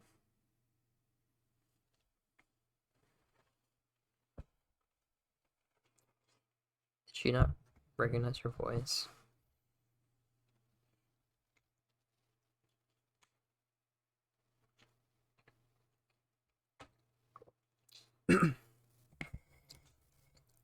Also, I know this is because of perspective. So her head's like supposed to be bigger, but her head looks huge in this picture, in this part, in this portrait. I don't know what else to call it. This animation, maybe? Her head looks huge, though. I'm so sorry I didn't say something sooner, right? No, what are you doing? What's going on? What? That varsity uniform. That varsity cap. That varsity cape. That varsity badge. Alright, settle down with the varsity. Look at you. You look for all the world just like a student of the Imperial Yume University. A male student. What? I'm so glad you think so. It means all my preparations have been worthwhile. I woke at 4 this morning to make a start. But I don't understand. Why are you dressed like that? Well, you see, it was the only way. The only way she would be permitted into the Supreme Court to take on your defense in this trial. My defense? So, females can't be prosecutors in this game? Never before in my life have I felt so frustrated at having been born into this body. Courts in Japan are barred to... Bruh. We're not even allowed to set foot inside the courtroom. Despite the fact that the laws of the land apply to all people, male and female alike. But women are forbidden. Just for today, I'll be leaving my true self at the courtroom door, so that I can act as your lawyer. Oh, Susanoo, you'd go to such lengths for me? Of course, you're my greatest friend. I just worry that I shan't be the lawyer you deserve. Oh no, I have complete faith in you. Ray. It's so strange, though. I mean, you're such an accomplished judicial assistant already. And yet, just because you're a woman... What a wretched reason. I agree. I mean, why shouldn't you be allowed in court? You're so gallant and dashing. Okay, settle down. Ray. Please don't look at me like that with those flushed cheeks and doting eyes. Oh, I'm so sorry, it's just... You really do look so dashing. Yes, you mentioned that once or twice. Wahahaha. You should be pleased. It means you look convincing as a man. I am pleased, I think. It's certainly helped to bolster my confidence today. Ray, you're managing to put on a brave face in all this, but I can see through it. I've noticed how your shoulders are slumped and how you're trembling ever so slightly. Nuh-uh, it's not on the thing. It's not on the character model, so I don't see it. Susato, you do believe me, don't you? I didn't do it. I couldn't have. I mean, murder. Of course. You have nothing to worry about. Your conscience is perfectly clean. Isn't that right? Yes. Yes, it is. Perfectly clean. I have absolutely no doubt in my mind about your innocence, which is why I'll stand by you until the bitter end in this trial. Whatever happens, I'll always be on your side, because that's what it means to be a defense lawyer. That means so much to me, Susato. Defendant, counsel, court is about to begin. Proceed to the courtroom at once. You should go in at once, Ray. If you're late, the judge won't hesitate to pronounce you guilty. I don't know why I want to do like a robot voice for him. Oh. Stand aside. Okay. I don't think I've ever seen her run so fast. Well, Susato, you've certainly surprised your father, going to such lengths to be admitted into the courtroom, and with no prior experience of being a lawyer. There was simply no other way. That's all there is to it. But, Father, you haven't told her, have you? I mean, I'm right in assuming that Ray doesn't know how it came to this? Yes, quite right. I've kept that information from her. It would only worry her if she found out that no other lawyer would agree to take her case. I didn't want to burden her with that. And is it true? The reason why every other lawyer is refusing to take the case? Is it really because of who the victim was? We should be making a move now, too. As you know, law isn't my field, but I'll do what I can to support my student. Thank you, Father. Okay. Cool. So is he gonna be our judicial assistant for the day? I'm Susato Mikitoba, judicial assistant. Yeah, we know. 8 months ago, I accompanied a student while on a trip, said trip to Great Britain. Yep. 2 months ago, due to unforeseen circumstances, I found myself back in Japan. This is so cursed, man. Why? Oh, it's cursed.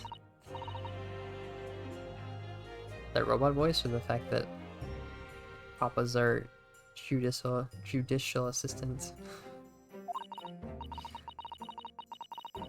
Anxious note, see myself for the trial ahead. Wish me luck, Naruhodo-san.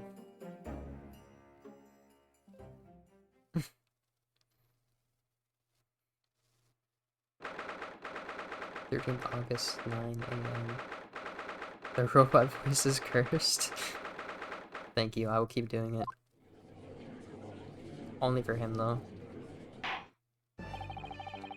This court is now in session to hear the trial of Ray Membami. I really want to do his voice. I really want to do it, but it's too late. Prosecution is ready to begin. Oh, okay. Defense counsel, are you ready? Yes, Your Excellency. We are ready.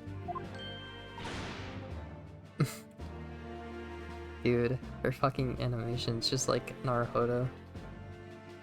Ready? Ah yes, counsel. According to your registration details, your name is... your name is... Mr. Counter 4. Ryutaro Naruhodo. Is that correct? Okay. Sorry? She just like him for real? She is just like him for real. Oh yes, I had to come up with a suitable male name for you for this little venture. So I'm afraid to say I simply put down the first name that sprung to mind. Oh, well, counsel? Dude, he just admitted that in a court of law. Did they not hear him? Ah, yes, that's right. That's me. I'm... I mean... Mr. Mr. That's not what you said earlier. Counter 5. Yes, I am Ryutaro. He who was vowed to uphold the pride of the great Naruhodo clan. Okay. Ah. It seems Ryutaro may need to consider how better to upload. He really is a robot. Uphold his manly act and not overdo it. And those wide eyes aren't doing you any favors either. Just relax and listen. Naruhodo? A fresh face in this courtroom if I'm not mistaken. With the name Naruhodo, would that perchance be... You may be thinking of Ryunosuke Naruhodo, currently in Britain as part of a study program. This is, his, that's not him. His cousin. That's right. Ryutaro here has been studying in the provinces, but was called to the capital for this trial. I assure you, in matters of law, his knowledge rivals that of any Tokyo's preeminent lawyers. Any of them. Tut. What a pitiful situation. Having been rejected by every lawyer in the capital, the accused has had to call on a country boy. How dare you? Susato is every bit as gallant and dashing as any of your Tokyo attorneys. I won't have you making fun of her. Her? Oh, please be careful, Ray. Tisha. What an unrefined tomboy we have here. But I wonder, is your gallant and dashing lawyer up to the challenge of defending you? His wide, skittish eyes very much suggest that he is not. Ugh, I'm so nervous.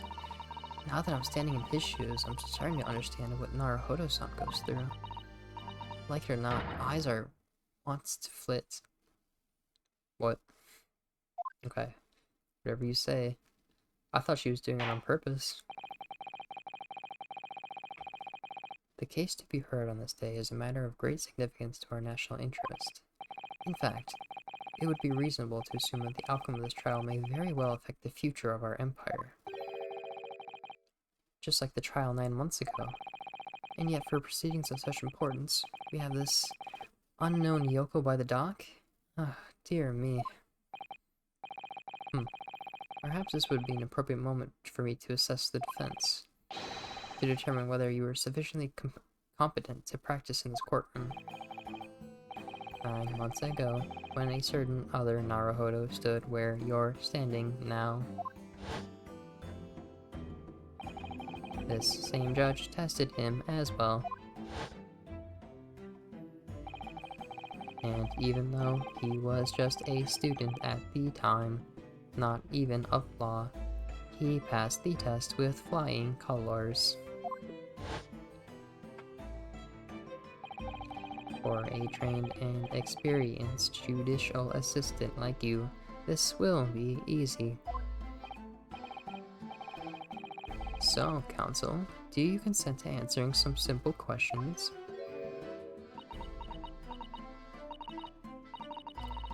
Alright, it's time to prove myself. Oh, she does the same thing Ryunosuke does.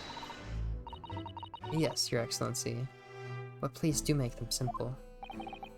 Very well. To start with, you will state the name of the victim.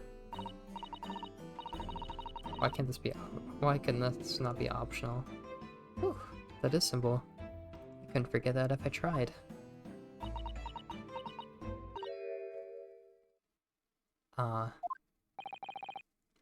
What's the matter? Now that I'm standing in his shoes, I'm starting to understand something else Naruhodo-san goes through. Like it or not, minds are want to blank. It's not surprising, really. It's your first time in this position, and in that guise. Even a bright spark like you is bound to flicker and falter a little under the circumstances. Oh dear, this is a dismal failure. Do not fret. You need only use the knowledge you've gained as a judicial assistant to overcome the problem. Of course, the court record, which is not available to me yet. Yes, the answer will be amongst all the key information about the case in the court record. That is correct. Just use RB to open the court record. Then you need to flip to the People section with RB. And don't take too long over it, or I will explode. His Excellency is watching you closely. Alright, check the court record with RB. That's where the information I need will be. Now I can check it. The victim was just Zale. I knew it was something with a J. She's okay, yeah, she's also 16. Okay, cool. This is the father.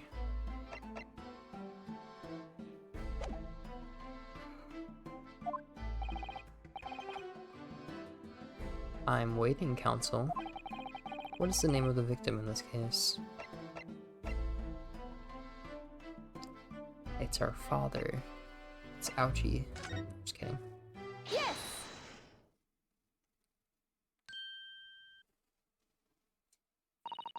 Oh, she does the same thing. The name of the victim who lost her life in this case is Miss Giselle Brett. Giselle Brett.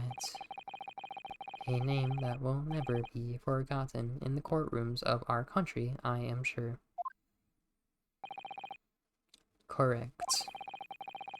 Being a member of our empire's judiciary, you will be well aware of the significance of that name. So, let me pose another simple question. As you know, Miss Brett was a visiting student from the Empire of Great Britain. Why then is her name indelibly associated with our own empire's judicial history? Obviously, you won't have forgotten that case from 9 months ago. But if it's proving hard to recall the finer points, everything you... Wait, I'm messing up the robot voice now. Everything you need is included in the court record.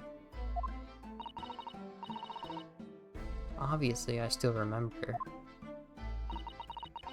That was the start of everything. Giselle Brett. Behind the woman's student persona was the face of... a killer. Yes! 9 months ago, a visiting professor of medicine at the Imperial Yume University was killed, and the culprit was Giselle Brett. Yes, she was a killer.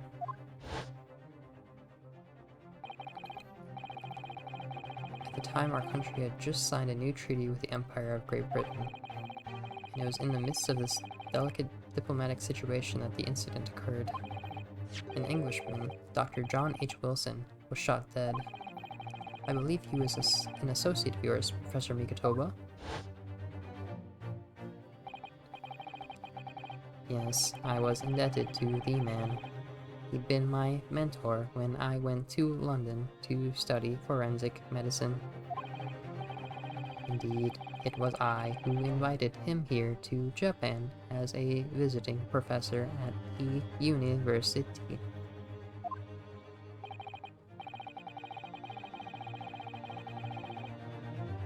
Naturally, the murder of an Englishman on our soil was a matter the government wished to resolve rapidly.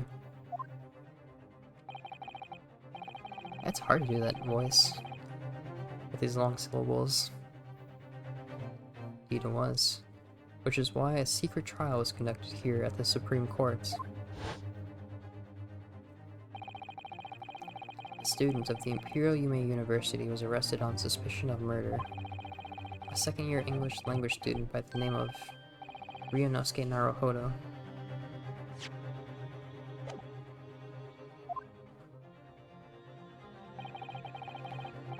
With the help of his best friend, a student lawyer, the accused conducted his own defense and exposed the despicable crime committed by Miss Giselle Brett.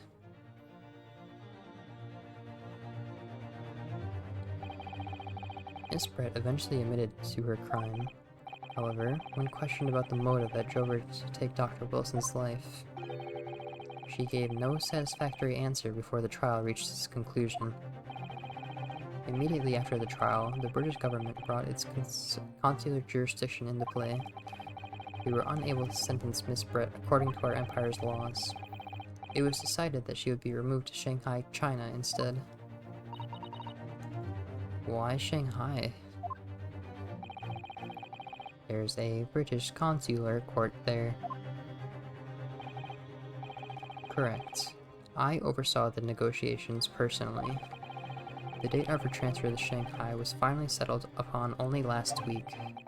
All that remained of our empire's obligations was to see the woman safely on board a steamship. Well, it kind of failed there. And yet, the very day before her departure, the Englishwoman was killed. Only the day before?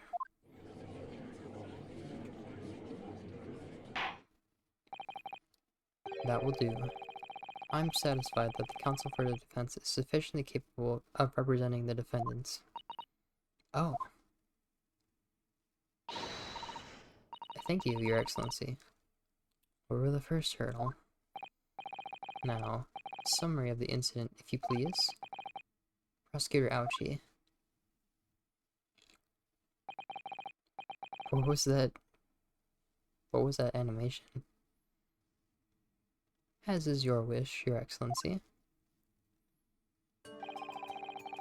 The repugnant crime took place on the 11th August in broad daylight.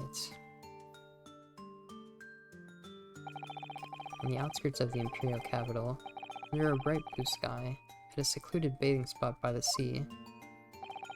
The incident occurred inside a small beach hut, erected for bathers to rest or change their clothes. The cause of death was a single stab wound to the posterior abdomen that pierced the victim's lung, an injury which proved fatal. There were 2 persons alone together in the beach hut at the time of the victim's death. Miss Brett, in her bathing attire, and the accused, Ray Mimbami. Accordingly, there could be no doubt of the accused's guilt, especially when we consider she had a powerful motive. The police arrived rapidly at the scene and promptly arrested the young lady.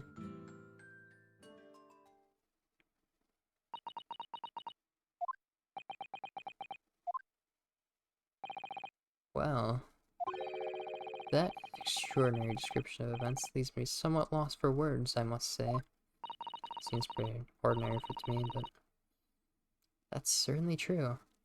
The prosecution's summary was full of words that raised an awful lot of questions. As a lawyer, I really ought to pick up the prosecution counsel on what he said about... probably the motive, right? You're clearly exaggerating. Powerful motive is a blatant overstatement. Is the Yokobo using the long words he doesn't fully understand? I beg your pardon? No matter. Let us put this to the accused, shall we? Mimbami-san, you are a research assistant at the Imperial Yume University, I believe? Yes, I am. I'm working with Professor Mikatopa in his laboratory at the moment. I can confirm that the defendant is an excellent assistant with a strong sense of responsibility. Fascinating to hear. Now, another question. Prior to your work with Professor Mikatoba, whose research were you assisting then? Oh, well... Mrs. Number 6, by the way. Was studying under Dr. John H. Wilson. Dr. Wilson? The visiting English professor who was murdered by Miss Brett 9 months ago? Rose, a professional whisperer. Wait, who?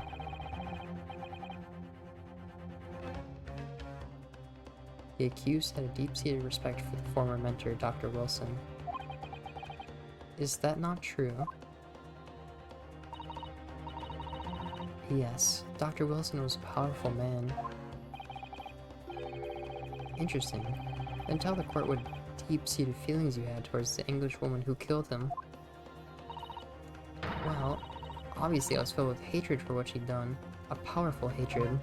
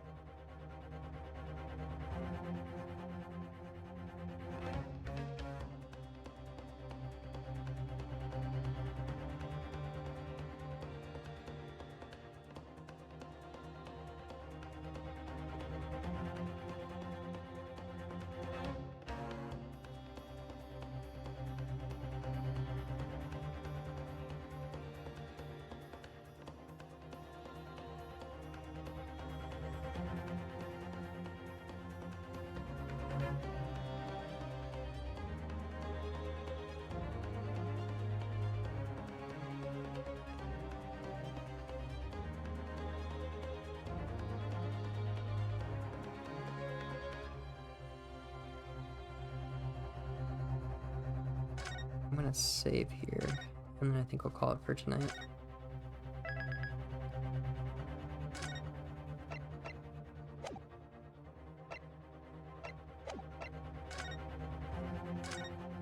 Oh, it's gonna make a save anyway. Okay, cool.